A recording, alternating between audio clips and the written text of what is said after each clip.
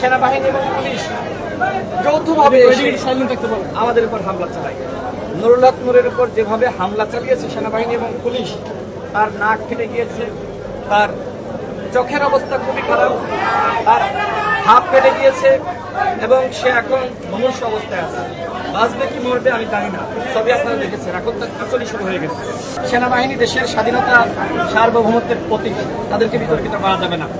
সেই সেনাবাহিনী আজকে আমাদের উপর হামলা চালালো, আজকে আমাদের উপর পুলিশ হামলা চালালো এবং সমাবেশ শেষে আমরা একটি মিছিল বের করি।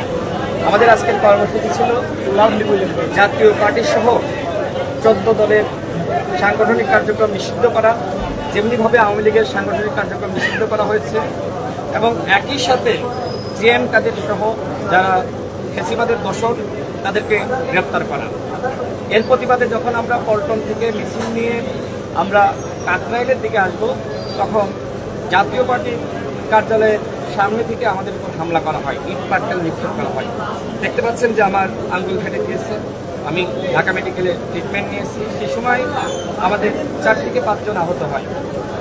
এর প্রতিবাদ আমরা একটি মশাল মিছিল দেখি, নুরুল হক নূর এবং আমি ছিলাম। আমরা যখন মশাল মিছিল নিয়ে যখন আবার পল্টন হয়ে কাকরাইলে আসবো, তখন আবারও জাতীয় পার্টি হামলা চলে। আমাদের নেতাকর্মীরা তখন প্রতিরোধ শুরু করে। স্বাভাবিক, আমরা তো হামলা হলে তো চুপ থাকবো না। তারপরে আমরা নেতাকর্মীদের নিয়ে আমাদের গণ অধিকার পরিষদের কেন্দ্রীয় কার্যালয়ের সামনে আসি।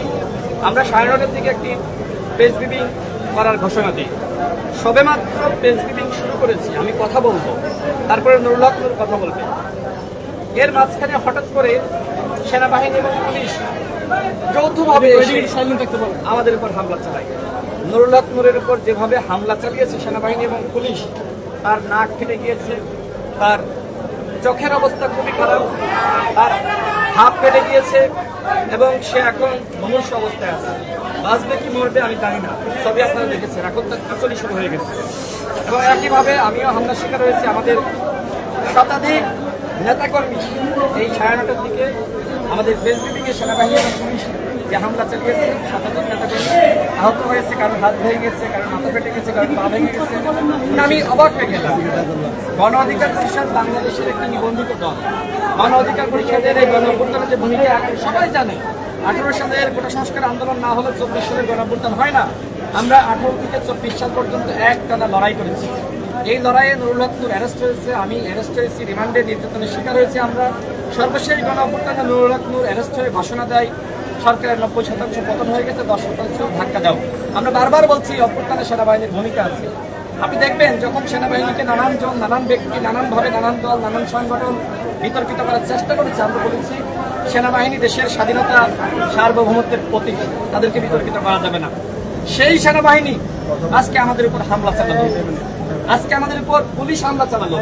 সেনাবাহিনীর ঊর্ধ্বতন কর্মকর্তারা আমাদের সাথে যোগাযোগ করে, আমার সাথে কথা বলে, তারা আমাদেরকে বলে যে আপনারা শান্ত থাকেন, আমরা পরিস্থিতি শান্ত করার চেষ্টা করছি। আমরা বলি যে আমরা এই মুহূর্তে এখন প্রেসিডেন্ট করবো, তিনি জানতেন। তারপরেও আমাদের উপরে এইভাবে সেনাবাহিনী অতর্কিত হামলা করলো, পুলিশ হামলা করলো, এটা অনাকাঙ্ক্ষিত। আমরা মনে করি এই সরকার নিজ থেকেই জাতীয় পার্টিকে প্রোটেকশন দিচ্ছে। আপনাদের আজকের যে ঘটনা ঘটলো, তারপরে আপনাদের কোনো কর্মসূচি বা আপনাদের কি অবস্থা, আপনাদের পরবর্তী পদক্ষেপগুলো কি হবে? আমরা আজ রাত 11:15 আমরা একটি প্রেস ব্রিফিং করবো এবং একই সাথে আমরা আলাপ আলোচনা করে